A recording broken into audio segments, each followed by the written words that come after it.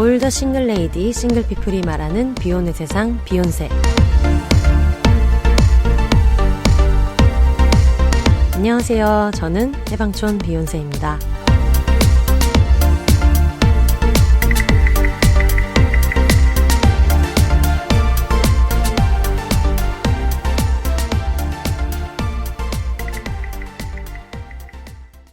안녕하세요. 해방촌에서 글 쓰는 해방촌 비욘세입니다. 비혼입니다. 여러분 만약에 지금 올라온 걸 바로 듣고 계신다면 3월 8일 여성의 날에 듣고 계십니다. 너무너무 축하드립니다. 우! 너무너무 축하드려요. 저희가 말씀드렸던 것처럼 엘르 3월호, 엘르 코리아 3월호를 사시면 저와 소냐님 그리고 정원이가 있는 그 사진도 같이 들어가 있는데 여성의 날 특집으로 매거진에서도 이런 거를 또 준비를 하는 거를 보고 저도 저희 비욘세 게스트분들한테 좀 메시지를 부탁을 드렸거든요. 워낙 비욘세는 여성분들이 많이 들으시고 92%의 청취자가 여성분들인 걸로 이제 팟빵 통계만 봤을 때는 그렇게 나오는데 물론 이게 뭐 그 전산에 잡힌 통계일 뿐이니까 약간 뭐 미세한 차이가 있을 수 있겠지만 여성 청취자분들이 워낙 압도적으로 많고 그리고 또 비여성 청취자분들 같은 경우에도 당연히 여성의 날 같이 축하해 주실 거라고 믿기 때문에 저희 든든한 비욘세 게스트분들한테 메시지를 한번 받아봤습니다. 그러면 일단 듣고 돌아올까요?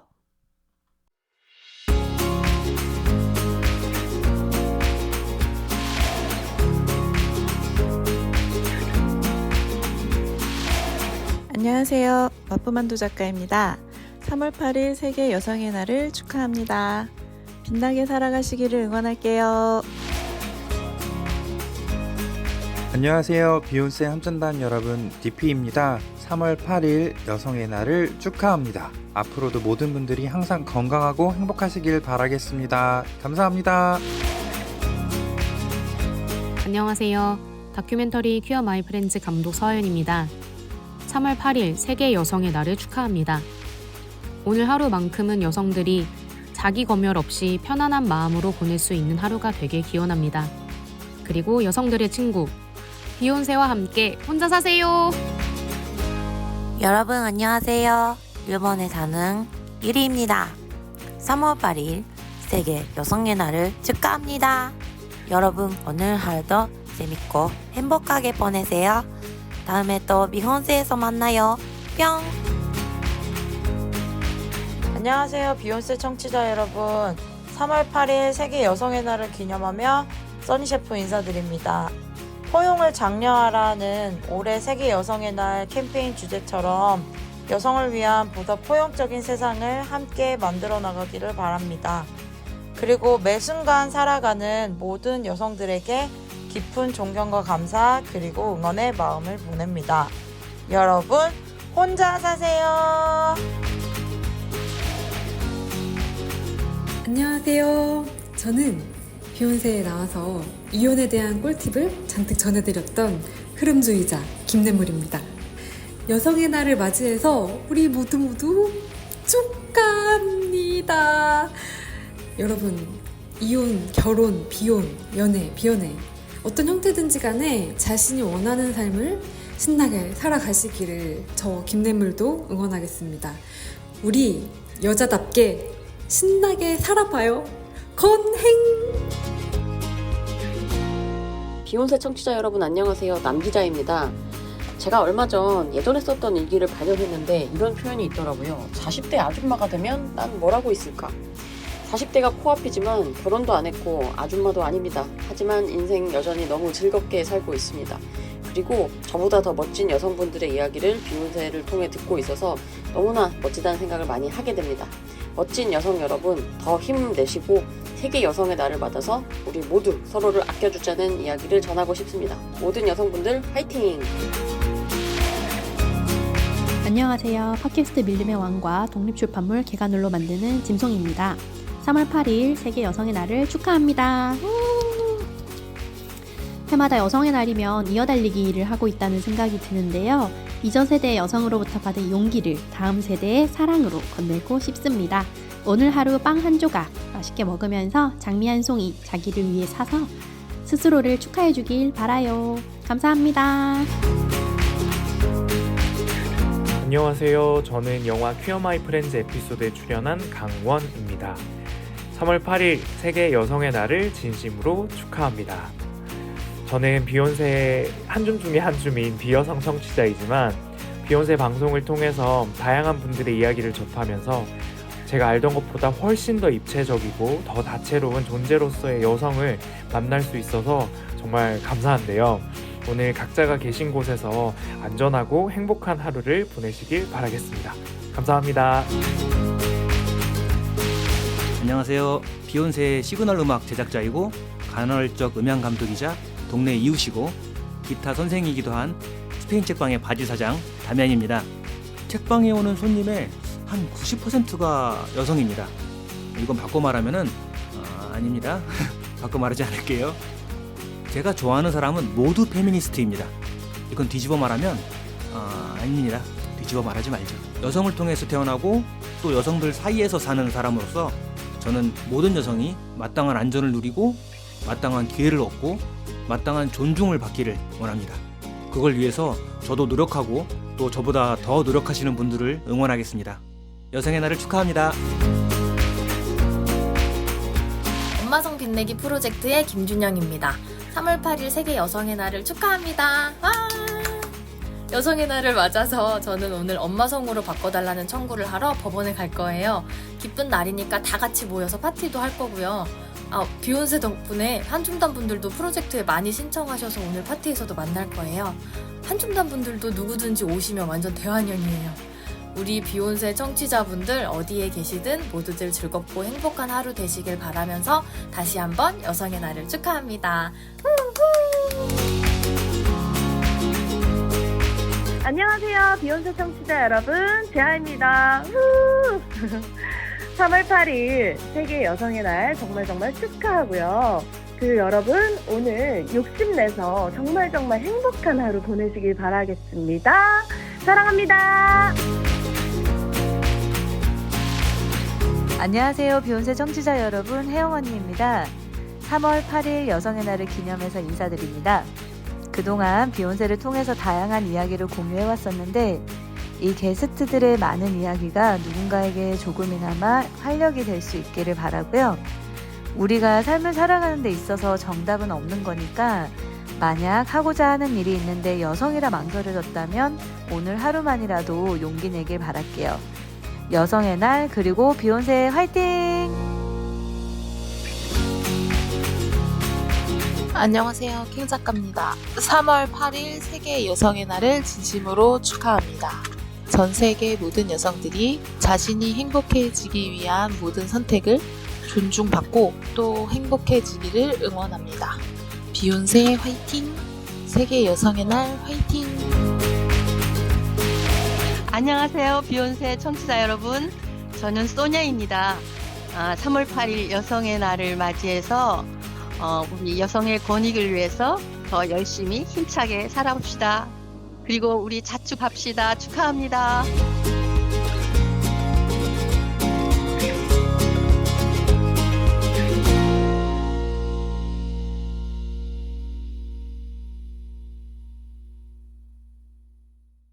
네, 메시지 듣고 오셨습니다. 저도 지금 이 메시지를 묶어서 편집을 해놓고 여러분이랑 같은 기분으로 듣고 싶어가지고 앞에서 이제 쭉 들었거든요. 방금 오프닝 멘트를 하고. 근데 이게 되게 그냥 이 사람 저 사람 메시지를 모아보자 정도로 생각을 했는데 뭐 가이드를 따로 드린 것도 아닌데 굉장히 좀 다채로운 응원 메시지가 있어가지고 이게 또 감동이 있네요. 약간 여성의 날을 축하해줘도 감동이라기보다는 이 양반들이 내 일을 이렇게 도와주다니라는 그런 개인적인 감동이 있는데 게스트분들 듣고 계시면 정말 너무너무 감사드리고 뭐 일정이나 너무 바쁘거나 갑자기 무슨 일이 있거나 해가지고 못 보내서 미안하다는 친구들도 많이 있었어서 어쨌든 다 같은 마음으로 축하하고 있다고 생각하는데요. 비욘세 청취자 여러분 워낙에 여성분들 많으시니까 우리 앞으로도 자기답게 스스로 삶에서 원하는 선택을 늘 할 수 있기를 바라고 스스로가 있는 공간에서 좀 안전하게 느끼면서 의미 있는 인연들 계속 이어나갈 수 있었으면 좋겠습니다. 이 사람 저 사람 목소리가 막 이렇게 있는 것만으로도 되게 명절 같고 좋네요. 그래서 정말 너무 고맙습니다. 오늘은 뭐 최근 근황 얘기를 해볼까요? 근황 얘기를 여러 가지가 있겠는데 가장 좀 큰 거는 오늘 또 여성의 날이다 보니까 어떤 여성 엔터테이너 얘기로 시작하게 돼서 되게 기쁜데 팟캐스트 비밀보장에서 하는 비보쇼를 갔다 왔어요. 저랑 맨님이랑 그리고 짐송님 이렇게 셋이 갔다 왔고 그리고 저희는 워낙에 우리 셋이 서로가 서로를 알기 전에 비밀보장을 먼저 들었었고 어쨌든 이 팟캐스트를 하는 데에 동기부여도 굉장히 많이 됐었고 해서 사실 그 전에 했던 비보쇼를 너무 가고 싶었는데 그때 뭐가 안 맞아서 못 가고 이번에 티켓팅을 해가지고 3연석을 잡는 데 성공하여 저희는 1층 플로어석 쪽에 앉아서 비보쇼를 보고 왔습니다. 공연 내용을 얘기하면은 너무 약간 그런 구성에 대한 스포가 될 것 같아서 뭐 물론 다 끝난 공연이기는 하지만 그냥 감상만 가지고 얘기를 한다면은 사실 저한테 비밀보장을 처음에 추천해줬던 친구는 여기가 이런 팟캐스트를 송은이 씨, 김숙 씨가 하시는데 지금 광고가 안 붙어가지고 막 감자탕집이랑 그 당시에 황보씨 무아펑추어 카페 이야기도 하고 막 그러던 때에 이거를 소개를 받았거든요. 근데 굉장히 처음에 오프닝부터 굉장히 많은 분들이 참여해 주셔가지고 굉장히 멋진 오프닝으로 시작이 돼서 거기서부터 저희는 이미 울었죠. 저희는 이미 울었고 그리고 이미 들어갈 때부터 그 꽉 차 있는 그 경기장 올림픽홀이어가지고 막 2층까지도 있고 굉장히 큰 공연장이었는데 거기를 꽉꽉 채우고 있는 걸 보니까 그것만으로도 정말 가슴이 좀 벅차오르고 물론 모든 에피소드를 막 최근까지 다 전부 다 듣지는 못해도 그래도 시간이 날 때마다 늘 틈틈이 듣고 있는데 사실 저는 지금 그 김이나 작사가님에게 입덕을 한 다음부터는 일주일에 7개가 나오는 별밤 따라잡는 것도 굉장히 바빠서 핑퐁핑퐁 하면서 듣고 있거든요. 비밀보장도 듣고 뭐 별밤도 당연히 듣고 뭐 여러 가지 제가 좋아하는 팟캐스트들도 듣고 있는데 이게 이렇게 어떤 대단한 어떤 왕국을 세웠다는 것이 굉장히 멋있다는 생각이 많이 들었어요. 처음에 오프닝을 할 때도 이 많은 사람들이 막 몇 년 차 땡땡이다 뭐 몇 년 차 땡땡이다 하면서 이야기하시는 거를 보면서 좀 뭉클하기도 하고 그리고 이 두 분도 처음에 자꾸 여기저기서 불러줘야만 기회가 오는 입장에서 살아가고 있다가 팟캐스트라는 걸 시작해서 결국은 지금 자기만의 세계를 이렇게 무대를 직접 만드신 분들이잖아요. 그거를 옆에서 지켜본 어떤 땡땡이 중 한 명으로서 정말 너무너무 뻐렁치고 너무 좋았고 제가 느낀 것 중에 가장 마음에 많이 남았던 거는 당연히 이 두 분이 워낙에 잘하시는 분들이라는 건 알고 있었는데 저도 모르게 좀 그런 생각을 했던 것 같아요. 아무래도 그 비보의 송은이 대표님, 송은이님은 좀 기획자로 지금은 더 어떤 회사 대표님 이런 게 많이 부각되고 있고 그 전에는 진행자 역할을 워낙에 많이 하셨고 그랬는데 이번에 정말 열정을 쏟아서 판을 직접 이제 까시니까 뭐 스탠드업 코미디부터 시작해서 뭐 꽁트 그리고 노래 뭐 춤 이런 걸 너무너무 잘 하시는 거를 보면서 예전에는 당연히 뭐 송은이 씨 워낙에 잘하는 게 많으시지라고 생각을 했는데 너무 좀 보는 내내 놀라운 경험이었어요. 모창을 하시는데 모창이 그냥 보면서 웃겨야 되는데 좀 뭉클한 느낌 있잖아요. 너무 엄청난 재능인데 그동안 이거를 좀 시청자들이나 공연을 보러 온 관객들이 볼 수 있는 기회가 좀 더 많았으면 얼마나 좋았을까. 그래서 결국은 스스로 만든 무대에서 이거를 펼친다는 게 엄청나게 의미 있기도 하지만 이런 거를 20대, 30대, 40대 때도 쭉쭉쭉 볼 수 있는 기회가 그동안 더 많았다면은 시청자 입장에서 얼마나 즐거웠을까라는 생각도 되게 많이 들고 그동안 코미디언으로서 데뷔 당시에 어떤 거를 했다는 에피소드는 많이 이야기를 들을 기회가 있었지만 그런 퍼포머로 플레이어로는 저희가 볼 수 있는 기회가 상대적으로 많이 없었던 것 같아요. 진행자나 MC를 하시는 걸 더 많이 보고 근데 보면서 내가 막 다 정말 아까운 느낌? 이거를 왜 이제야 볼 수 있을까라는 생각이 들면서 아 진짜 이런 그런 여성 희극인들이 얼마나 많을까라는 생각이 들어가지고 보면서 굉장히 좀 감동적이기도 하고 한편으로는 약간 아 조금 더 많은 관심을 가져야겠다. 지금 송은이 씨가 끌어올리려고 하는 수많은 그런 후배들도 있잖아요. 그리고 또 본인마저도 그런 것도 되게 좀 감명 깊었고 언젠가부터 이제 비보TV가 되게 커지면서 이분을 어떤 사장님, 기획자 이렇게 한 프레임에만 가두어서 보지만 아 약간 이 재능 있는 위대한 희극인을 그렇게 어떤 역할 하나에 가두는 거는 굉장히 국가적인 낭비다라는 생각이 진짜 많이 들었고 끝나고 나서도 아 정말 너무 공연 좋았다. 그리고 정말 너무너무 잘하신다라는 생각이 많이 들었어요. 제가 송은이 씨 얘기를 더 많이 하게 되는 거는 워낙에 그런 뭐 개그 콘서트나 여기저기서 우리가 김숙 씨가 뭔가 그런 희극인으로 하는 거는 많이 봐왔기 때문에 훨씬 더 임팩트가 더 컸어서 송은이 씨에 대해서 그렇게 자꾸 언급을 하게 되는 것 같은데 아유 뭐 저희 뭐 수기 언니 말할 필요가 없죠. 너무너무 멋있었고 그리고 약간 두 분이 좀 울컥울컥하는 장면들이 눈에 보이기도 해서 그런 것도 보면서 괜히 이분은 눈에 눈물이 맺혔지만 우리는 다 울고 있고 약간 이런 분위기가 좀 있었는데 그래서 여러모로 정말 정겨운 시간이었었고 게스트 라인업이 엄청 빵빵했거든요. 근데 게스트 분들을 보면서도 느낀 게 아, 이 두 분이 진짜 잘 살았구나라는 생각이 들었던 게 보통은 그런 뭐 게스트를 나오게 되면 하나는 그냥 요청하는 노래를 하나를 하고 나머지 하나는 뭐 예를 들면 뮤지컬 배우라고 하면 지금 하고 있는 뮤지컬 넘버를 어떤 홍보차 부르게 해준다든지 뭐 예전에 솔로 했던 곡을 따로 부르게 해준다든지 이런 일이 많았는데 여기서는 정말 그 쇼의 톤에 맞는 이거 불러줄 수 있어? 했던 것만 딱 부르시고 내려가는 느낌인 거예요. 그러니까 이걸 어떤 홍보의 장으로 쓰는 게 아니고 정말 누나들 하는 일을 너무너무 축하해주고 싶은 마음으로 오신 느낌이 들어서 그 노래 라인업 같은 것도 와 진짜 이것만 딱 하고 내려가시네. 다른 욕심을 안 부리고 그냥 내려가시네라는 느낌이어서 아 진짜 멋있다. 이게 훌륭한 사업가인 동시에 또 훌륭한 엔터테이너인 동시에 훌륭한 기획자고 또 사람으로서도 굉장히 많이 사랑받는다는 느낌이 들어가지고 정말 너무 감명 깊었어요. 그래서 올해가 너무너무 많이 남기는 했지만 뭐 큰 이변이 없는 한은 가장 좋은 공연이지 않았을까라는 생각이 들었고 저희도 보면서 아 진짜 우리도 으쌰으쌰 용기 내가지고 앞으로도 그냥 열심히 하자 그런 생각도 많이 들었었고요. 그래서 괜히 보니까 우리도 공연하고 싶다 이런 생각이 들기는 했는데 내년에 또 여러 가지 에너지를 끌어모아가지고 재미있는 공연이 있으면 기회를 내서 해보고 싶다는 생각이 들었습니다. 제가 예전에 한번 김숙님이랑 짧게 방송했었던 적이 있는데 그때 제가 얘기한 적이 있거든요. 언니 저 땡땡이에요 이렇게 얘기한 적도 있고 그랬는데 물론 뭐 그 뒤에 친분이 있다거나 그런 거는 전혀 아닌데 정말 땡땡이의 한 사람으로서 굉장히 즐겁게 공연을 봤습니다. 최근에 제가 많이 듣는 질문이 파묘 보셨냐? 이런 얘기를 되게 많이 듣고 심지어 파묘를 보고 뭐 리뷰를 해달라 이런 얘기도 굉장히 많이 들었는데 여러분 일단 저는 무서운 거를 못 봅니다. 무서운 걸 그냥 못 보는 정도가 아니라 요즘에 그런 뭐 파묘에 대한 관련된 얘기들 되게 많이 하잖아요. 리뷰도 많이 하고 뭐 트위터나 인스타그램이나 여기서 파묘 얘기를 굉장히 많이 하는데 저는 그런 얘기만 보고 있어도 너무 무서워요.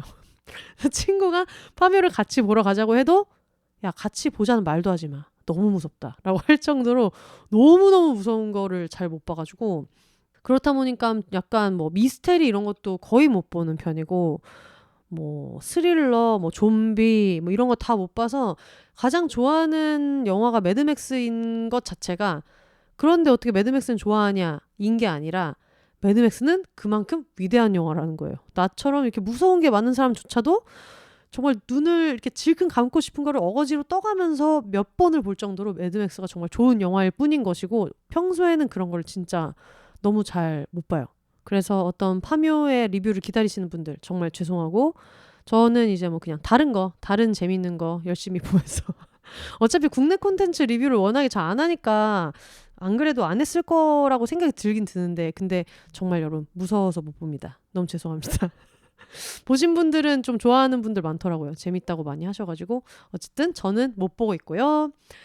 최근에 본 것 중에 뭐가 재밌었냐? 그러니까 저희 언니가 언님이 저한테 연락이 와가지고 너 요즘 되게 바쁜 건 알고 있는데 넷플릭스에서 I Love You라는 일들을 봐라 라고 얘기해가지고 갑자기 무슨 일 드냐 했는데 거기에 한국 사람이 나온다. 최종엽 씨가 나온다. 배우 최종엽 씨가 나오는데 너무너무 귀엽고 모두가 꿈꾸는 정말 그런 대형견미가 낭낭한 최종엽 씨가 나오신다고 해가지고 그냥 저는 그때, 그러니까 지금은 제가 좀 여유가 있는데 그 당시에 너무 바빠서 막 정신이 하나도 없을 때여가지고 지금 이거 말고도 막 모니터링 할 것도 되게 많고 지금 너무 바쁘다 그랬더니 굉장히 약간 그런 욕망이 드글드글한 느낌으로 나를 믿고 1회만 봐달라라고 얘기해서 그냥 뭐 알았다 하고 봤는데 오! 한국 해녀와 일본 해녀의 이상형을 정말 빚은 듯한 그런 굉장한 캐릭터가 이번에 나왔다는 생각이 들고요.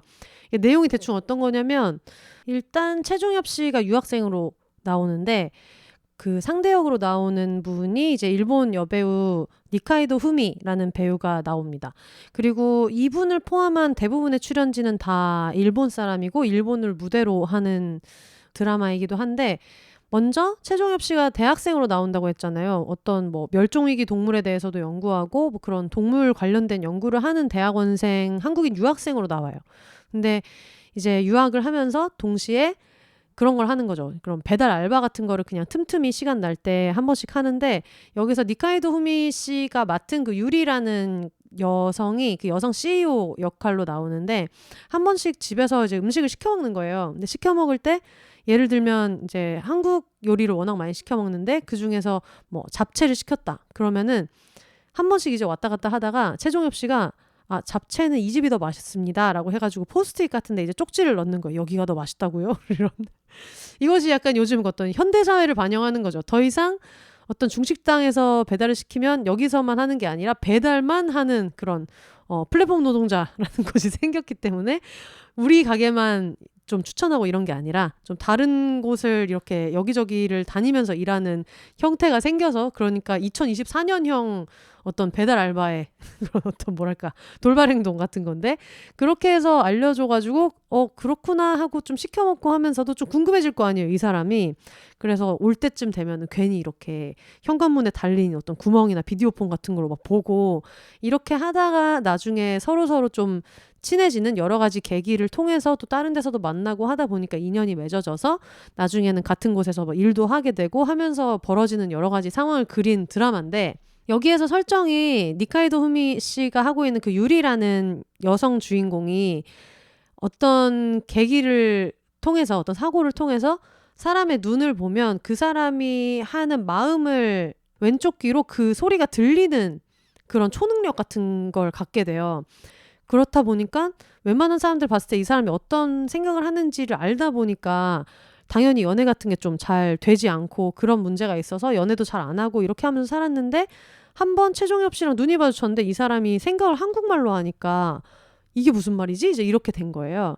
근데 이 드라마가 굉장히 변태같이 좋은 의미로 아주 변태같이 덕후들 어디 한번 쓸어 모아보겠다라는 전략으로 한 것이 일본에서 그냥 본방 시간에 TV 채널에서 보면 여기에서 최종엽 씨가 중얼중얼하는 한국말이 자막이 안 나온대요.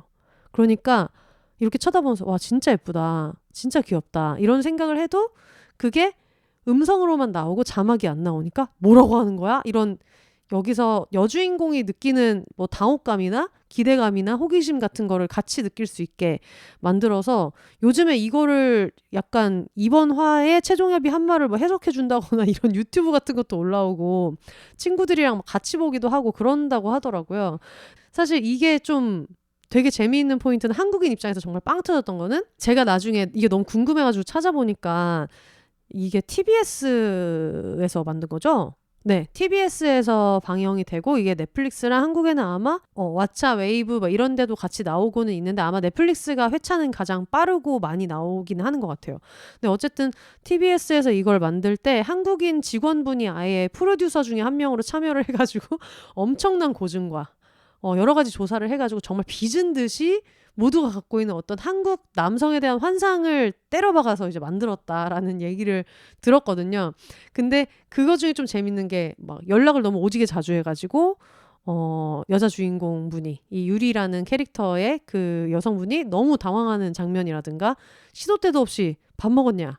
밥 안 먹었다고 하면 자꾸 뭘 입에 넣어주고 쪼꼬바 들고 다니면서 이거라도 먹어야 된다 라고 하는 점이 굉장히 한국 사람의 좀 특징 중에서 일본 사람들이 봤을 때 특이하다고 할 만한 점을 극대화해서 만들어서 저는 되게 재미있게 봤고, 사실 제가 아까 파묘 얘기를 할 때도 제가 좀 무서운 거 이런 걸 잘 못 본다고 했잖아요. 그러니까 저는 왜 그런지 모르겠는데 그냥 바깥 세상은 늘 너무 험하고 그래서 웬만하면 그냥 즐겁고 마일드하고 유쾌한 거 위주로만 보려고 하는 게 있거든요. 그게 예능을 좋아해서 그런 건지도 모르겠지만, 근데 이 드라마는 정말 뭐랄까 아무 생각 없이 그냥 떠먹여주는 매력 있는 그 캐릭터나 잡수시라 이런 느낌으로 만든 느낌이 있어요. 그렇다 보니까 어떤 분들이 봤을 때는 너무 스토리가 너무 마일드한 거 아니냐. 왜냐면 별 역경이 없거든요. 큰 역경도 없고 심지어 서브 남주도 굉장히 좋은 인물이고 나름대로 역경이 이렇게 다가오기는 하지만 그게 그렇게 좀 이렇게 이 사람의 삶을 뒤흔들 만한 것은 아니어가지고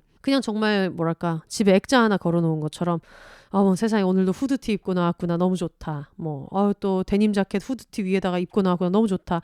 정말 어깨 넓구나 키 크구나 너무 잘생겼다 너무 귀엽다. 그냥 이런 맛으로 전혀 어떤 마음의 갈등 없이 볼 수 있게 돼서 그거는 굉장히 좀 높게 사는 되게 재미있게 보고 있는 드라마인데, 사실 좀 아쉬운 면들이 있긴 있어요. 왜냐면은 여자 주인공이 나름대로 CEO인데 제대로 하는 일이 별로 없는 걸로 나오거든요.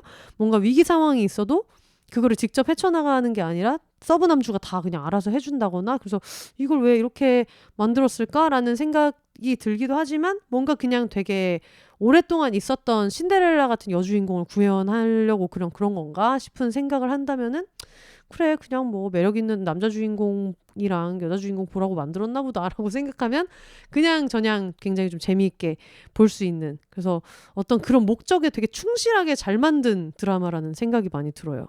근데 약간 사장알기를 우습게 하는 직원들이 있어가지고 그게 좀 열받는 부분들이 있거든요. 특히 얼마 전에 나왔던 에피소드 중에서 제가 보면서 약간 화병이 날 뻔했던 거는 어떤 직원 중에 한 명이 행사에 필요한 거를 사장님 책상 위에 갖다 놨습니다. 내일 챙겨주세요라고 톡만 띡 하나 보낸 거예요. 톡만 띡 보내놓고 나중에 현장에 왔는데 그게 없으니까 제가 사장님한테 그 톡하지 않았냐 이런 얘기를 하는 걸 보고 제정신인가? 일단은 거기 올려놨으니까 갖고 오세요를 할 것 같으면 지가 가지고 오던지, 아니면 꼭 사장이 아니라 심지어 말단 직원한테 전달사항을 얘기할 때도 다음날 행사에서 중요한 물건이면은 당연히 받는지 일금 확인이 됐더라도 보셨나요? 답장이 올 때까지 기다리든가 전화를 하든가 이런 걸 하는데 제가 사장님 책상에 올려놓고 갖다 놨다고 말씀드렸는데요 라고 하는 걸 보면서 이 새끼들 봐라 사장님 알기를 아주 우습게 알아 라는 생각을 하기는 했는데, 그런 부분들을 뺀다면은 그냥 굉장히 오랜만에 좀 재미있는 훌륭한 캐릭터가 나왔다. 정말 변태같이 너무너무 잘 만들었다. 보면서 문화 차이 같은 거를 좀 재미있게 보는 사람들은 이것도 좀 재미있게 보겠다 싶어서 한국 사람 입장에서 좀 즐겁게 볼 수 있는 포인트도 있고 그래가지고 너무 즐겁게 잘 봤습니다. 요런 톤 좋아하시는 분들은 한번 보셔도 좋을 것 같고, 그리고 최근에 친구가 얼마 전에 저희 집에 와가지고 투어스라는 아이돌을 영업하고 갔는데, 제 친구들은 와가지고 제가 나는 꼭 이걸 봐야 되라는 고집이 배구 빼고는 없다 보니까 나 이거 좀 봐도 돼? 해서 그냥 틀어놓으면 저도 그냥 같이 틀어놓으면 같이 보고 그러거든요. 그래서 덕후 친구들도 와서 자기네들 틀고 싶은 거 보면 브이라이브든 뭐든 틀어놓으면 같이 보는데, 이 플레디스에서 나왔다는 투어스라는 그룹을 틀어가지고 이분들도 굉장히 전략을 잘 짜서 아주 귀여운 어떤 되게 애기애기한 그 남돌인데 체육복 같은 것만 입혀가지고 똑같이 옷 입히고 교복만 입히고 해가지고 무슨 학원물 같은 뮤직비디오를 너무 귀엽게 잘 만들었고, 거기에 또 굉장히 귀여운 그 키도 크고 얼굴도 째매나고 이런 신유라는 멤버가 있는데, 이 팀의 타이틀곡 자체가 첫 만남은 너무 어려워라는 노래인데 전혀 첫 만남 평생 어려웠을 일이 없을 것 같은 너무 잘생긴 애들이 우르르 나와가지고 첫 만남은 너무 어려워 계획대로 되는 게 없어서라고 하는데 뭘 계획하든 다 이루었을 것 같은 비주얼인 친구들이 이제 그런 노래를 굉장히 귀엽게 부르고요. 그러면서 첫 만남은 너무 어려워 내 이름은 말이야 그래서 뭔가 자기 이름을 전달하고 싶어하는 풋풋한 감성 이런 걸로 노래 만들었지만, 누가 봐도 거의 옆 학교에서도 다 이름 당연히 알고 있을 것 같고, 거의 구청장님도 기본적으로 알고 있을 것 같은 이름 모두가 알만한 그런 친구들이 나와서 귀엽게 그걸 하는 거를 보고 되게 귀엽다 싶어서 뭔가 저번 주에 무슨 바람이 불었는지 이런 귀요미들을 많이 발견한 그런 주였고요. 사실 이런 말을 하기가 되게 어려운 게 지금 저희 저번 주였나요? 이번 주였나요? 독일 언니들 팟캐스트에서도 잠깐 언급이 되긴 했는데 특히 뭐 남성 연예인 같은 경우에 뭐 누가 너무너무 좋더라, 괜찮더라라고 얘기를 하면은 나중에 또 뭔가 어떤 뭐 이분이 힘든 일을 겪게 된다거나 아니면 이분들의 실수로 어떤 나중에 언급할 수 없는 사람이 된다거나 이런 일들이 좀 종종 있어가지고 언젠가부터 얘기할 때 좀 언급할 때 조심스럽고 이런 게 있는데 제가 방금 언급했던 뭐 최종엽 씨 그리고 투어스 이 친구들 지금 앞날이 굉장히 창창해 보이거든요. 너무 미래가 밝다고 느껴지기 때문에 주변에 어떤 뭐 여러 가지 유혹이 있더라도 팬들에게 부끄럽지 않도록 지금처럼 열심히 활동해 주시기를 바라면서 제 주변에 지금 덕후들이 있다 보니까 그 친구들 얼굴이 이제 하나하나 떠오르면서 나중에 괜히 이제 주변 사람들한테 아이톨주 들을 일 없도록 열심히 정말 일 생각만 열심히 하고 그리고 최대한 어떤 인생의 여러 가지 구간에서 옳은 선택 위주로 하실 수 있도록 주변에 좋은 분들 많이 두시고 지금처럼 신나게 활동해 주시면 좋겠다 이런 생각이 들었습니다. 좀 별의별 걸 다 걱정하게 되네요. 요즘 또 그런 시기다 보니까. 그리고 또 하나의 근황이라면 동네에서 되게 큰 파티가 있었어요. 이게 어떤 파티였냐면 비욘세 4주년 그리고 혜영 언니 생일 그리고 친구 제이씨 생일 그리고 여름이 담비의 입양 4주년 이게 다 겹쳐 있어가지고 저희가 동네 친구들을 좀 우르르 한 10몇 명 다 같이 모여서 파티를 했어요. 그래서 비욘세 팟캐스트 축하한다는 그런 노래도 부르고 뭐 여름이 담비 노래도 부르고 해가지고 다 같이 복닥복닥 너무 즐거웠고 그 장면 자체가 되게 즐거웠고 물론 뭐 혈연으로 이어진 사람들은 없지만 어쨌든 비욘세를 매개로 해서 친해진 친구들도 있고 또 혜영 언니 덕분에 친해진 인연도 있고 여름이 담비가 오면서부터 아무래도 뭔가 밖에서 이렇게 사람 만나고 하는 것보다는 언니네 집으로 많이 가거나 정원이가 저한테 오면서부터 저희 집으로 오거나 그런 일들이 많이 있잖아요. 그래서 그런 사람들끼리 같이 이렇게 모여서 가족처럼 다 같이 파티를 한 게 저한테는 또 되게 뿌듯한 시간들이었고 케이크도 직접 주문 제작해가지고 이제 만들었거든요. 근데 너무 많은 요소가 있다 보니까 이걸 어떻게 케이크 어떻게 다 때려 넣지라고 잠시 고민을 좀 하긴 했었는데 비욘세 로고에다가 마이크 거기다가 그리고 혜영 언니 얼굴에다가 우머나이저 고증 잘해달라고 최신 모델로 우머나이저도 하나 올리고 여름이 담비 얼굴 그리고 커피숍 AU라는 팟캐스트 하고 있는 이제 제이라는 친구도 그 친구 얼굴 캐릭터처럼 이렇게 해가지고 같이 쿠키 같은 게 올라간 다양한 이미지가 올라간 그런 케이크를 만들었는데 다들 너무 즐겁게 먹어줘가지고 너무 좋았고 궁금하신 분들은 이제 비욘세 인스타그램에 가시면 찾아볼 수 있습니다. 요거는 이제 다른 그냥 친구들도 있고 하다 보니까 비욘세.com에는 올리진 않았고요. 비욘세 인스타그램 들어가서 보시면 아마 확인하실 수 있을 것 같아요. 뭐 그런 정도의 어떤 소소한 즐거운 일들이 많이 있었고 그럼 그동안 청취자분들 어떻게 지내셨는지 청취자분들 사연도 한번 들어보도록 하겠습니다. 그 전에 광고 듣고 돌아올게요.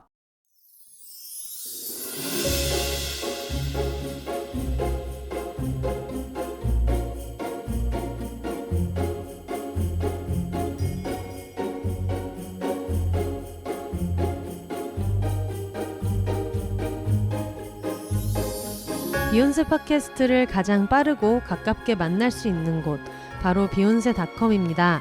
비욘세 티셔츠, 공식 맥주잔 같은 공식 굿즈부터 책 미루리라 오늘 헤어졌다 난 슬플 땐 봉춤을 춰도 묶음 배송으로 함께 구매하실 수 있습니다. 팟캐스트 비욘세와 함께 홍보하고 싶은 게 있으신가요? 음원 광고, 브랜디드 콘텐츠 혹은 그 밖의 새로운 제휴 아이디어도 비욘세.com에서 기다리고 있겠습니다. 마음에 든 에피소드가 있으셨다면 1,000원부터 자유롭게 셀프 청취료로 응원해주세요. 팟캐스트 비욘세를 건강하게 지속하는 데 큰 힘이 됩니다. 2024년을 맞아 더 쓰기 편리해진 사연 보내기 게시판을 통해 각종 사연과 여러분의 근황도 언제나 기다리고 있을게요. 그럼 오늘도 더불어 혼자 살아요.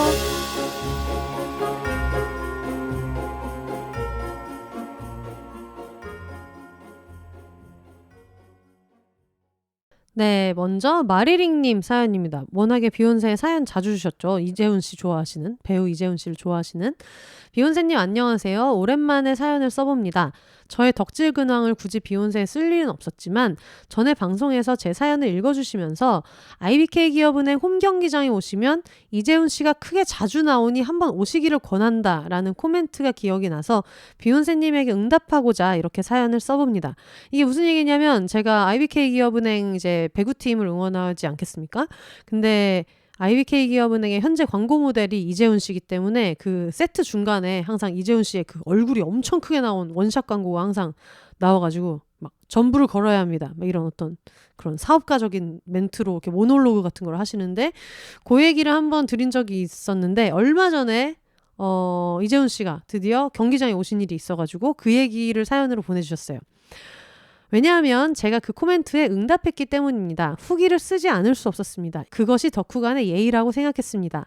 때는 바야흐로 일주일 전 갑자기 IBK 기업은행 공식 모델 이재훈이 배구 시구를 홈 경기장에서 한다는 것이었습니다. 비욘세님 최애와 제 최애가 한 공간에 있게 될 것이란 사실이 참을 수 없었고 어쩐지 해내고 싶어졌던 것입니다. 처음에는 2층으로 그 이후에는 우연히 자리가 생겼길래 1층으로 내려갔습니다. 저는 제가 경기장에 그 자리에 가기 전까지 그 자리의 위험을 몰랐습니다. 당일까지 이재훈 씨를 본다는 생각에 어쩐지 두근두근한 마음으로 경기장으로 긴 여행을 떠나게 되었습니다. 경기 시작 10분 전에 도착했는데 제 자리를 찾아가니 맨 앞에서 두 번째 줄이었습니다. 너무 가까운 제 좌석에 너무 놀라버렸습니다.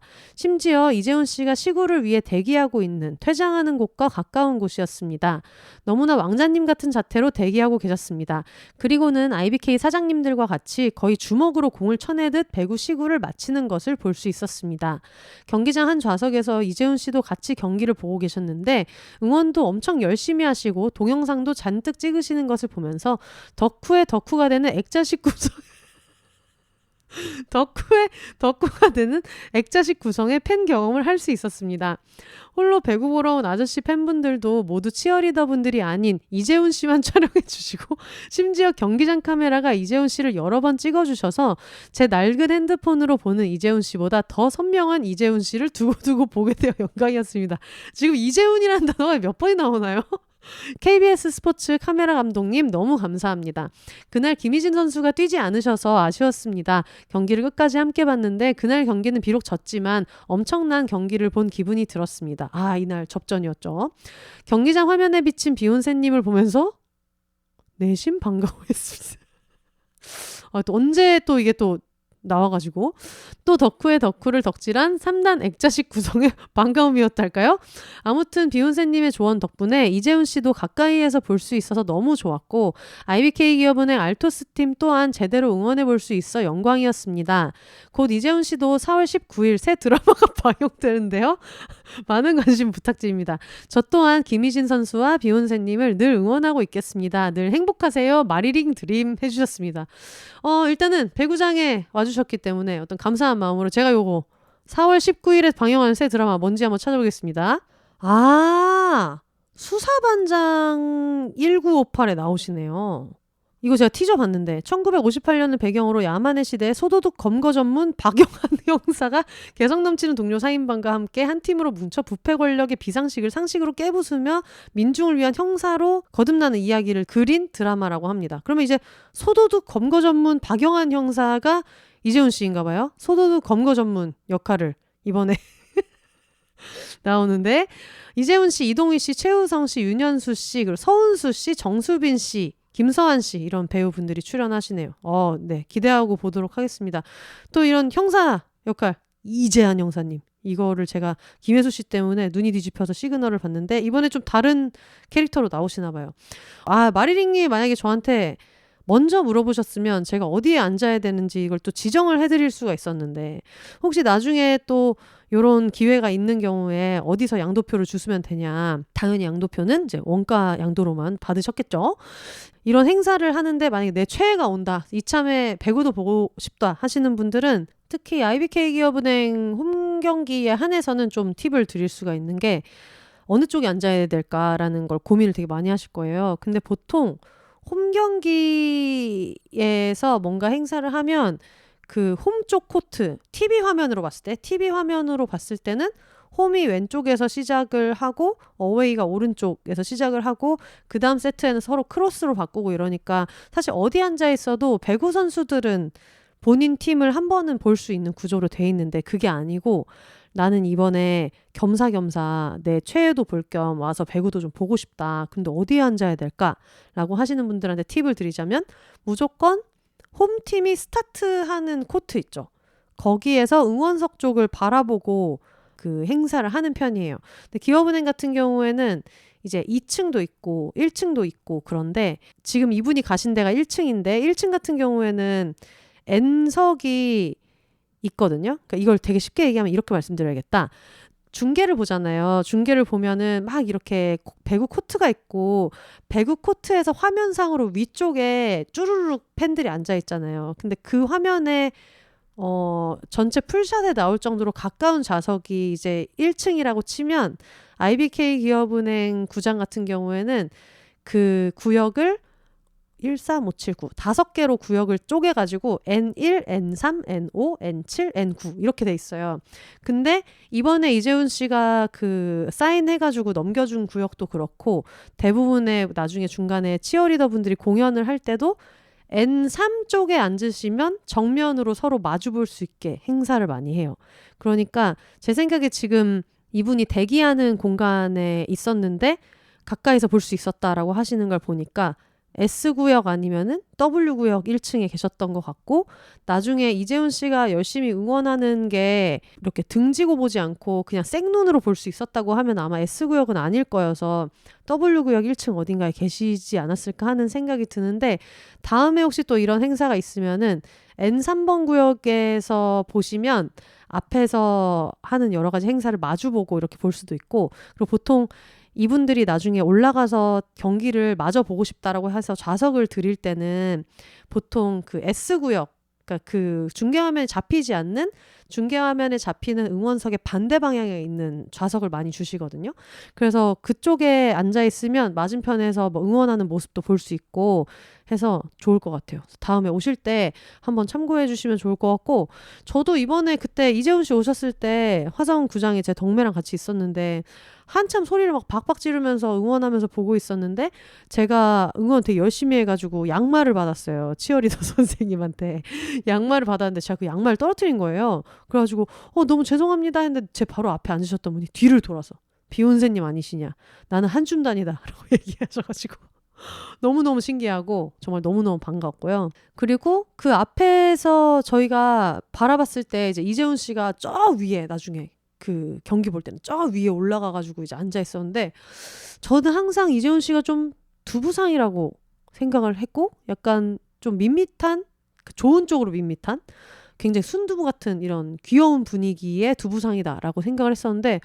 2층 거의 하느님석에 앉아 있는데도 멀리 있어서 얼굴이 너무 쬐끔해가지고 그게 다 보이지 않는데도 잘생긴 것만은 선명하게 보이는 어떤 신기한 경험을 우리 모두가 같이 했다. 너무 재미있게 잘 봤고 이재훈 씨 굉장히 동영상도 열심히 찍으시고 사진도 찍으시는 모습 굉장히 좋아 보였고 다만 박자 감각은 조금 없어 보이는 느낌이 있으셨다.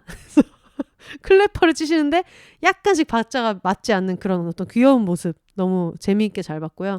다음에도 한번 와주시면 좋겠다라는 생각이 들어가지고 너무너무 즐겁게 봤습니다.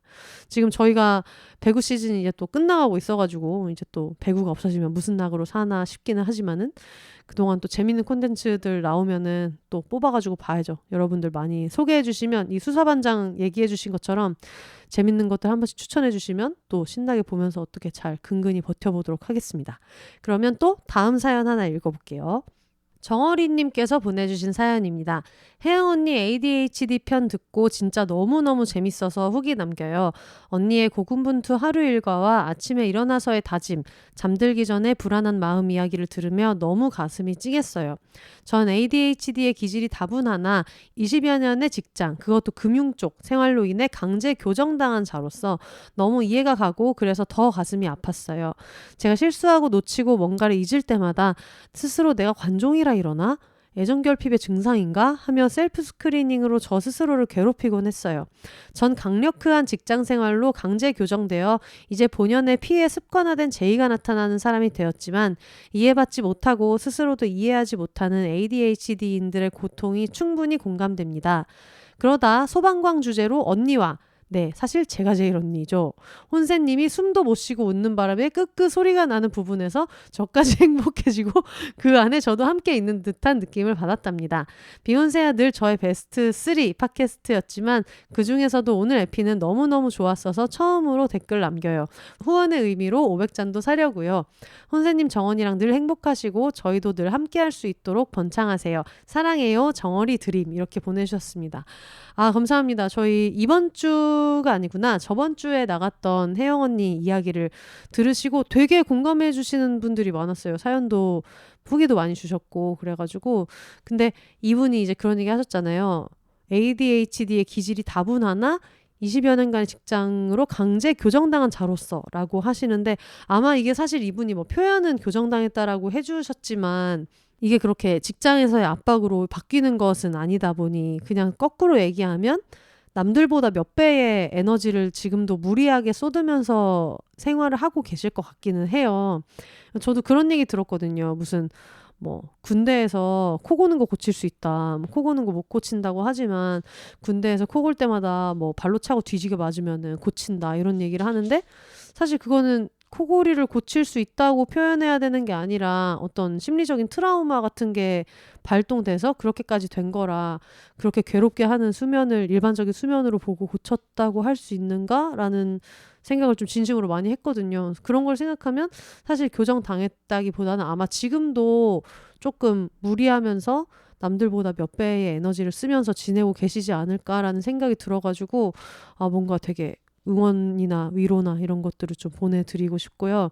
ADHD 얘기가 나오고 나서 그 뒤에 공감된다는 분들도 되게 많으셨고 그리고 자녀가 ADHD여서 지금 안 그래도 되게 정보를 찾고 있었다 이런 분들도 있어가지고 저희도 그 덕분에 알게 된 지식들도 많고 해서 좀 제 나름대로도 언니한테 너무 고마운 회차였던 것 같아요. 이게 어쨌든 자기 질병을 오픈해야 하는 일이잖아요. 근데 너무너무 고맙게도 언니가 먼저 병원에 갔다 왔을 때 나 지금 사실은 ADHD를 전부터 의심을 계속 했다가 이번에 병원을 가게 됐는데 이거를 비욘세 청취자분들한테 이걸 좀 나누고 싶다. 이 경험을 언니처럼 겪는 사람들이 많을 것 같다라고 얘기를 해줘가지고 사실 뭐 저야 알 방법이 없으니까 그렇게 병원에 다니는 걸 요청할 방법도 없었던 일이었는데 언니가 먼저 그렇게 얘기를 해줘가지고 많은 분들이 또 이렇게 좀 도움을 받았다 아니면 용기를 얻었다라는 얘기를 들어서 이 자리를 또 빌려서 혹시 또 듣고 계시면은 혜영 언니한테도 너무 고맙다는 얘기 하고 싶습니다. 정어리 님도 진짜 너무너무 감사합니다. 그러면 다음 사연 또 읽어볼게요. 익명으로 보내주신 사연입니다. 혼세님 안녕하세요. 저는 지금 혼자 여행을 왔습니다. 사실 가족에게는 친구와 같이 간다고 구라를 치고 왔는데요. 일본이라서 뭐 거기 거의 한국이더만 괜찮겠지 했는데 생각보다 제가 좀 겁이 많고 밤이 생각보다 어둡더라고요. 무슨 음악을 듣든 조금 섬찟하고 냅다 엄마에게 전화를 할까 싶다가도 아이돌 보러 구라치고 왔기에 그럴 수 없어서 익숙한 혼세님 목소리 들어야겠다 싶어서 호텔방에서도 길에서 이어폰으로도 대박 크게 비욘세 정주행 중이에요. 이상하리만치 마음이 편해져서 참 감사하다고 생각했습니다. 저의 여행 메이트가 되어주셔서 감사합니다 라고 해주셨습니다. 일단은 여행에 어떤 식으로든 동행하게 돼가지고 제가 너무너무 영광이고 저도 이런 거 많이 해봤거든요. 특히 뭐 외국에 친구 만나러 왔는데 또 친구의 친구들이 있는 막 그런 자리에 가가지고 막 외국어만 오지게 듣다가 너무 진짜 너무 듣기 싫다 꼴보기 싫다 이런 생각이 들 때 집에 이제 돌아와가지고 맥주 몇 개 사가지고 돌아와서 한국어 팟캐스트 틀어놓고 뭐 샤워를 하든 뭐 맥주 한 잔 더 하든 그런 적이 있었는데 제가 뭔가 누군가한테 그렇게 됐다고 하니까 너무너무 기쁘고 아이돌 이분이 누구신지 좀 궁금합니다. 궁금한데 오늘 아이돌 얘기가 많이 나오네요. 어쨌든 뭐 재밌는 거 보러 또 얼굴이 제일 재밌는 거 아니겠습니까? 내가 좋아하는 최애가 있으면 숨만 쉬어도 재밌고 근데 재밌는 거 보러 간 거니까 재미있게 잘 있다가 오셨으면 좋겠어요. 아마 지금쯤은 돌아오셨을 것 같기는 한데 어쨌든 사연 보내주셔서 너무 감사합니다. 그리고 얼마 전에 했던 짐송님의 졸업 카페가 있었어요. 이 졸업 카페에 관련된 자세한 후기는 밀림의 가시면 들으실 수 있는데 여기 갔다 오신 분께서 또 사연을 주셔가지고 한번 읽어보도록 하겠습니다. 비욘세님 안녕하세요. 비욘세님께서 짐송님의 졸업 카페에서 찍은 사진이 없다고 보내달라고 스토리에 남기신 걸 보고 잘 찍은 사진은 없지만 메일을 보내야겠다고 생각했는데요. 제가 그날 비욘세님께 정원이 사진 찍어도 되냐고 여쭤봤는데 사실 비욘세님 사진도 찍어도 되냐고 여쭤봤어야 했다는 생각도 뒤늦게 들었는데 말이에요. 그러다 사자답게 미루다가 뒤늦게 메일을 남겨봅니다. 저는 지난 주말 졸카에서 인사드렸던 초록색 옷을 입었던 사람이에요. 제가 사람 앞에서 직접 얘기할 때는 어버버하며 하고 싶던 말을 다 못하는 사람이 되는 편이라 그때 덧붙이지 못했던 말들을 함께 전하고 싶었어요. 졸카에 갔던 날 혼자 가서 아는 사람들이 없어 맨 뒷자리에 앉아 있는데 갑자기 강아지와 같이 오신 분께서 제가 있는 테이블에 앉으시더니 그 뒤에 비욘세님께서 정원이와 함께 오셔서 제 바로 옆자리에 앉으시는 게 아니겠어요? 네, 그래서 저는 이분 되게 선명하게 기억하고 있습니다. 너무 반가웠고요. 말은 전혀 못했지만 이 좋은 졸카 날 강아지와 비욘세님과 한 테이블에 앉게 되었다는 게 순간 너무 좋았고 그렇다고 정원이와 비욘세님을 계속 뚫어져라 보면 안 되니까 슬쩍슬쩍 봤었는데 그때는 말을 걸기에 너무 떨려서 그러질 못했답니다. 그런데 어느 순간 갑자기 맨님께서 비욘세님을 데려가시더라고요. 졸카 시간 내내 비욘세님 옆자리에 앉는 영광을 차지할 수 있을 줄 알았는데 아쉬웠지만 그래도 나중에 인사드릴 수 있어서 좋았어요. 저는 그날 얼마 전 방송에서 소개된 허리디스크 때문에 고생했다던 친구에게 비욘세를 소개해줬던 사람이라고 말씀드리고는 머릿속이 하얘져서 딱 그 정도 말밖에는 못했었는데요. 비욘세 최초로 녹음 중에 허리를 펴게 했고 그 주 방송 제목에도 허리펴라는 말이 들어갔던 그 방송에 소개하셨던 그분이요 라고 얘기를 했어야 하는데 말이에요. 그 사이에도 얼마나 방송이 많았는데 제가 대뜸 얘기해서 제법 당황하셨을 것 같아요. 게다가 비욘세님께서 그때 친구의 안부도 여쭤봐 주셨는데 그냥 잘 지낸다고만 얘기한 저 자신 뭘까요? 그래서 친구의 근황도 조금 전할 겸 덧붙여 봅니다. 제가 친구에게 비욘세 방송을 소개해줬던 게 작년 추석 연휴 때였는데 이번 설 연휴의 시작과 끝에 각각 그 친구를 만났었답니다. 친구는 작년 연말부터 회사에 다시 복직해서 다니고 있고 10월 전쯤부터는 가족을 찾고 있는 고양이 임시보호를 시작하기도 했어요. 몇 달 전까지만 해도 디스크로 고통받아 스스로를 돌보는 것도 쉽지 않았던 친구가 이제 다른 생명을 돌보는 일도 시작한 걸 보면 친구의 몸도 많이 회복된 게 맞는 모양이에요. 이번 짐송님의 졸카에도 원래 같이 가자고 얘기했었는데 임보한 지 얼마 되지 않은 고양이의 식사 시간 루틴을 잘 지켜주기 위해 포기해서 오지 못했답니다. 그러고 보니 친구에게 비욘세를 소개해주던 날 일주일 뒤에 대전에서 공개방송이 있으니 같이 가자고 제안도 했었어요. 아직 방송을 하나도 안 들어봤어도 공방으로 시작해서 하나씩 알아가는 것도 좋을 거라고 했었는데요. 친구와 저 모두 대전에서 학창시절을 보냈던지라 같이 갔으면 추억도 돌아보는 시간이 됐을 텐데 그때만 해도 아직 비욘세가 허리디스크를 낫게 해주기 전이라 같이 가지 못했거든요. 나중에 정주행을 마친 친구가 그때 공개방송 못 간 걸 아쉬워했었답니다. 아참, 이번에 졸카에 와서 짐송님께도 짧게 인사드리며 말씀드렸는데 지난 여름에 비욘세님께서 퀴어 마이 프렌즈 GV 하셨던 날 나중에 사진을 봤더니 짐송님이 제 옆자리에 앉아 계셨더라고요. 그때만 해도 고개를 반대쪽으로 돌려볼 생각도 못했고 짐송님이 제 옆에 계실 거라는 생각은 전혀 못했는데 뒤늦게 반가워했었거든요. 물론 현장에서 알았더라도 너무 떨려서 말 한마디도 못하고 내적 친밀감만 가득 느끼다 돌아왔을 것 같긴 하지만요. 앞으로는 주변을 더 잘 둘러봐야겠어요. 이런저런 이야기들이 너무 길었지만 비욘세님께도 올 한 해 몸과 마음의 건강을 돌보며 평안히 지내시기를 바라고 남은 겨울에도 몸과 마음 따뜻하셨으면 좋겠습니다. TMI 대잔치에 두서없는 글 읽어주셔서 감사합니다. 방송에 소개될 일은 없다고 생각하지만 혹시 그럴 일이 있다면 홍제천 두루미로 이름을 가려주시면 좋겠습니다. 홍제천 두루미님의 사연이었네요. 예전에 대전 공개방송 후기방송 때 영노자를 통해 알게 됐지만 무서워서 못 듣고 있었다던 사람이었어요. 여러모로 지금 누구신지 너무 알겠습니다. 그리고 사진 중에 마지막 사진 타이밍이 안 맞아서 비욘세님 표정이 이상하게 나왔는데 이런 모습을 보내드리는 게 예의가 아닌 것 같고 기분이 나쁘실 것 같기도 한데 그래도 뒤에 졸업 카페라고 써있기도 하고 짐송님과 나란히 나와있던 사진이라 혹시 몰라서 보내드려 봅니다. 불쾌하게 해드렸다면 정말 죄송해요.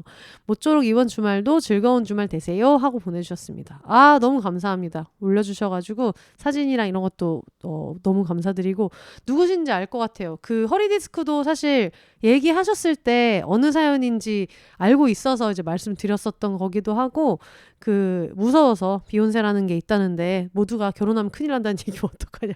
그래서 굉장히 그런 무서움이 있었다가 들어보고 아니어서 다행이었다라고 하셨던 것도 잘 기억하고 있습니다. 그때 인사해 주신 것도 그렇고 이제 사연 보내주셔서 너무너무 감사하고요. 이때 짐송님 졸업 카페 때 우리 모두가 되게 후회했던 게 하나 있는데, 단체 사진을 원래는 찍었어야 되는데 그걸 못 찍은 거예요. 근데 그게 그냥 못 찍은 게 아니라 사실 밀리왕은 아직 공개 방송을 안 했기 때문에 처음으로 오프라인에서 했던 어떤 큰 행사인데 그 사진을 못 찍은 게 너무 좀 두고두고 아쉬운 마음이 있었는데, 그것 때문에 그런지 제가 꿈을 꾼 거예요. 악몽을 꿔가지고, 그때 무슨 악몽을 꿨냐면 저랑 맨님이랑 같이 합동 공개 방송을 해가지고 거기에서 이제 혜영 언니가 게스트로 나오고 저랑 맨님이랑 합동 공개 방송을 하고, 근데 꿈에서는 제가 그 당시에 너무 바쁠 때 이 꿈을 꿨는데 꿈에서도 내가 오지게 바빠서 이게 어떻게 끝났는지도 전혀 모르고 막 그러던 차에 야, 다 같이 단체 사진 찍자 했는데 혜영 언니가 그냥 가는 거예요. 그래서 내가 언니를 붙들고, 언니 근데 단체 사진 찍을 때는 같이 이렇게 기념이니까 같이 찍어요 이렇게 얘기했는데 언니가 나한테, 혼세야 너 지금 나한테 단체 사진 얘기할 때야? 이렇게 얘기하면서 너 지금 스태프들 밥은 줬니? 이렇게 얘기한 거예요. 그래가지고 근데 그 꿈속에서 제가 그 당시에 너무 바빠서 막 친구들 약속도 막 잘못 알고 이런 걸로 좀 실수를 많이 할 때였었는데, 근데 그 꿈에서도 생각이 안 나는 거예요. 내가 애들 밥을 챙겨줬나? 그러면서 근데 스태프들이 어떻게 꾸려졌지? 하다 보니까 스태프들이 거의 다 막 맨님 지인들이 막 도와준 거였고, 그러니까 꿈속에서 내가 정신이 없어 아무것도 기억하지 못하는 거예요. 그래서 그 밥 챙겨줬냐라는 얘기에서 제가 너무 큰 충격을 받고 언니한테도 너무 미안하고, 그래서 나중에 이러다가 언니가 나랑 이제 더 이상 잘 지내주지 않으면 어떡하지? 막 이런 생각도 하고, 그런 어떤 개꿈을 한번 꿔가지고 내 꿈이 너무 생생해서 눈을 떴는데 어떡하지 하다가 아, 이거 꿈이구나. 일어났던 일이 아니구나 해서 이제 혜영 언니한테도 언니 나 이런 꿈 꿨다고 연락하고 짐성님한테도 연락하고 이랬는데, 이때 단체 사진을 못 찍은 게 저한테는 굉장히 좀 힘든 일이지 않았나. 그게 좀 안 좋은 기억으로 남아가지고 심지어 그런 꿈까지 꾼 게 아닌가 이런 생각이 많이 들어요. 근데 어쨌든 졸업 카페에서 만났던 분들 진짜 너무 반가웠고 거기가 맥주를 먹을 수 있게 해줘가지고 전 정말 신나게 먹었답니다. 너무너무 행복했는데, 어쨌든 지금 저희 모두에게 굉장한 그 계절인 것 같아요. 특히 짐성님도 박사를 따기 전까지 되게 힘든 일도 많이 있었고, 물론 밀림의왕에서는 되게 즐겁게 깔깔 웃으면서 얘기를 하긴 했지만 힘들 때는 또 되게 힘들었었고, 힘들 때 밀림의왕 청취자분들한테 되게 의존도 많이 했고 해가지고, 그날 보면서 제가 좀 개인적으로 생각했던 거는, 그거를 녹음을 안 했잖아요. 나중에 밀림의왕에서 뭐 그런 시그널처럼 뭐 미루리라 외치는 음원 정도는 썼지만 그 안에 들어가 있는 내용 같은 경우에는 아예 밀림의왕에 들어가지 않기로 하고 좀 더 진솔한 얘기들을 많이 했었는데, 그걸 보면서 느꼈던 게, 아, 나중에 공개 방송을 할 때 그냥 방송용이라고 생각을 하지 말고, 그 방송에 내지 말고 정말 그 공연장 안에 있는 분들한테만 공유할 수 있는, 이게 막 전 세계로 나가서 영원히 음원이 지워진다고 생각하면은 좀 용기가 없어서 할 수 없는 얘기들도 그 공연장 안에서 그냥 우리끼리는 터놓고 얘기해보자 느낌으로 얘기할 수 있는 것들을 조금 더 해보는 것도 좋겠다라는 생각이 들어서, 나중에 공개방송을 실제로 할 때 이 부분은 조금 어떤 식으로든 반영을 좀 하고 싶다라는 생각이 들더라고요. 그런 생각이 들었을 정도로 정말 너무 따뜻한 자리였었고, 그걸 또 열심히 준비한 짐송님이랑 또 도와주신 분들한테도 좀 감사하다는 생각도 많이 들더라고요. 저도 졸카를 이제 막 열심히 가다 보니, 그리고 또 이번에 비보쇼도 직접 관객으로 가보니까, 아, 맞아, 이런 데를 가는 마음은 이런 또 두근거림이 있지, 이런 생각이 들어가지고 나중에 내년에 공개방송 할 때도 저도 조금 더 신경도 많이 쓰고 좀 더 발전된 버전으로 가지고 와야겠다라는 생각이 많이 들었어요. 그래서 굉장히 좋은 자극이 많았던 시기였던 것 같아요. 지난 한 달 정도가. 그러니까 바쁘기도 되게 바쁘지만 좀 친구들이랑 어떤 사랑을 주고받을 일도 많았고 뭐 좋은 걸 보러 갈 일도 많았던 때여가지고 저한테는 개인적으로 뜻깊은 한 달이었던 것 같아요. 그리고 4주년 축하 사연이 하나 있었어가지고 이것도 읽어드리도록 하겠습니다. 희미님께서 보내주셨는데요. 안녕하세요 혼세님, 희미입니다. 비욘세가 2020년 2월 13일 첫 방송을 공개했고 제가 글을 쓰는 오늘이 2024년 2월 13일이니까 정말 딱 4주년이네요. 지난주 방송을 듣고 나서 바로 4주년 축하 메시지를 보내야지 했는데 미룰 수 있는 데까지 미루는 사자로서 또 한 미루마다가 이제였습니다. 오늘이 딱 4주년이니까 기념적이지 않나 하고 합리화하면서요. 저는 비욘세 방송이 시작되고 몇 달이나 지났을 때 처음 접하게 되었었는데 뭐 하나에 꽂히면 과몰입의 진심이지만 또 뭐 하나 수틀리면 바로 돌아서는 성격인 제가 4년이라는 기간 동안 쌓인 방송과 트위터를 통해 혼세님을 더욱 응원하게 된 것이 저에게는 아주 큰 정체성 중 하나로 자리 잡았습니다. 항상 하고 싶은 말이 많은 희미스타라고 하지만 혼세님을 향한 응원은 말로 다 할 수가 없을 것 같아 이만 줄입니다. 아참, 제가 낸 책 중에 일본에서 번역돼서 나온 책 제목을 적어주셨는데 아타시노 켓콘니 츠이테 가테니 카타라나이데 구다사이. 이 책을 한국에서 구할 수 있는 방법이 있을까요? 제가 해외 직구 같은 것도 못하는 디지털 느림보라서 혹시나 국내에서 구할 방법이 있다면 사고 싶은데 방법이 있을지 모르겠습니다. 사실 평소에는 일본어 원서를 잘 보지 않는데 한 번씩 땡길 때 보면 술술 잘 읽힐 때가 있어서 좋아하는 작가님들 책이 일본어로 나오면 나중에 보더라도 일단 꼭 사고 싶어하는 사람입니다. 혹시 이 부분에 대해서 오픈하기 어려우시면 말씀 안 해주셔도 됩니다만 가고 싶어요. 저는 이거를 전혀 몰랐다가 얼마 전에 다미안님 댁에 갔는데 다미안님 댁에 이 책이 있는 거예요. 그래서 저 어디서 나셨어요? 그랬더니 교보에서 팔던데요 라고 하셔가지고 저도 모르는 거를 이제 다미아님이 사가지고 이런 의리가 있나? 라고 생각했는데 어쨌든 교보문고에서 구입하셨다고 하니까 거기서도 구매 가능하실 것 같아요. 줄인다고 해놓고 또 길어졌네요. 항시 혼세님 응원하는 한줌단이 조용히 또는 시끄럽게 존재하고 있다는 것을 알아주시면 좋겠고 올해는 공방이 없을 거라 하셔서 아쉽지만 2025년 공방을 기다리고 있습니다. 올해는 공방이 없더라도 소소하게나마 혼세님을 뵐 수 있는 오프라인 행사가 있었으면 좋겠다는 바람도 함께 남깁니다. 이제 진짜 다 썼어요. 읽어주셔서 감사합니다. 그리고 사랑의 정원아 급 사랑 고백으로 마무리 이렇게 보내주셨습니다. 아 너무 감사합니다. 이 당일에 보내주셨네요. 저도 당일에 뭐였지? 엄마 아빠랑 뭐 그냥 맥주 한잔 했나? 뭐 하여튼 그랬던 것 같은데 너무 정신이 없을 때 4주년이었어서 막상 그거를 지금 여성의 날 챙기는 것보다도 못 챙겼던 것 같은데 또 저 대신에 이렇게 보내주셔서 너무너무 감사합니다. 사실 제가 지금도 약간 목소리가 안 좋다고 느끼실 수 있는데 좀 죄송한 게 지난 한 달간 제가 기침 가래가 너무너무 심했었어요. 그래서 아마 캥 작가님 나온 회차랑 그 전 회차쯤에는 웃는 거를 잘 못해서 되게 안 웃고 경직된 것처럼 에피소드가 나갔을 텐데 이게 가래가 많이 끼고 기침이 많으니까 웃을 때 보통 사람들이 하하하 웃을 때 한번 크게 이렇게 확 들이키잖아요, 숨을. 근데 들이키는 순간 기침이 미친 듯이 나가지고 그래서 일상생활도 좀 힘들었었고 뭔가 말하는 일이 있을 때마다 뭐 화상회의 같은 거를 해도 얘기하다가 중간에 마이크를 끄고 음속으로 해놓고 막 진짜 장이 뒤집어지게 기침을 하고 그렇게 하면서 지냈었는데 물론 편집을 할 수 있으니까 어떻게든 최대한 많이 드러내기는 했는데 이게 사람이 아무래도 막 하하하 하면서 크게 웃지를 못하니까 방송 전체가 되게 다운돼 보이고 제가 되게 피곤해하는 것 같고 재미없어 하는 것 같은 느낌이 좀 있더라고요. 그래서 지금도 약간 느끼시는 분들은 느끼실 거예요. 약간 목소리가 탁하다고 느끼실 수 있을 텐데 어쨌든 나아지고는 있는데 그동안 조금 들으면서 불편한 게 있으셨을 수도 있을 것 같아서 양해 말씀을 좀 드리고 싶고 어쨌든 너무너무 감사합니다. 이게 말이 4년이지 사실 제가 그때 얘기했던 것처럼 막 올림픽 다음에 돌아오고 월드컵 돌아오고 막 이런 거라서 그러다 보니까 이런저런 일이 다 있구나. 기침이 많을 때는 웃을 수 없다라는 거를 저는